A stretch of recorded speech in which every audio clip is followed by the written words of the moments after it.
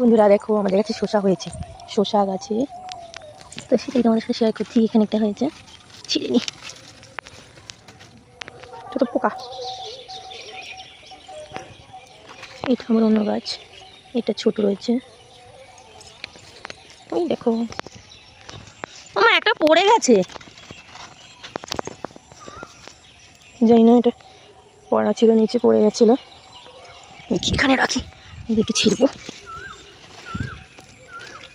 শসা গাছ থেকে শসা ছিঁড়ে খাওয়ার মজাটাই আলাদা। দেখছি দিকে আর হয়েছে নাকি, আর নেই এখানে।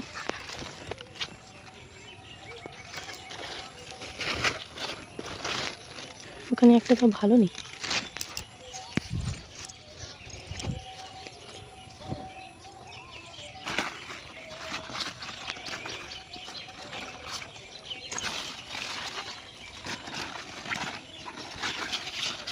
আমরা দুটো পেয়েছি, আর নেই। এই যেটা আছে তাও পোকা ধরা, কিন্তু যেহেতু ছোটোর জন্য ছিললাম না। মনে হয় নেই, তিনটেই পেয়েছি।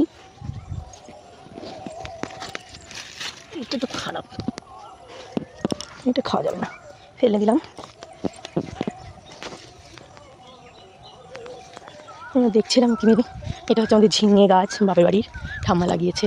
এটা পটল একটু, আর এটা হচ্ছে পটল বাবা লাগিয়েছে। এর মধ্যে আছে অনেক লঙ্কা গাছ, অনেক কিছু লাগায়, ওলকপি।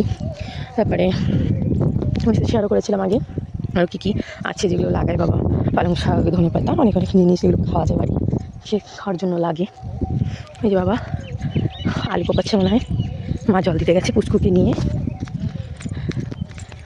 এই দেখো আমি এই তিনটে শসা ছিঁড়েছি, এর মধ্যে একটা অনেক বেশি ভালো, আর দুটো তেমন ভালো নেই, হালকা হালকা পোকা হয়েছে।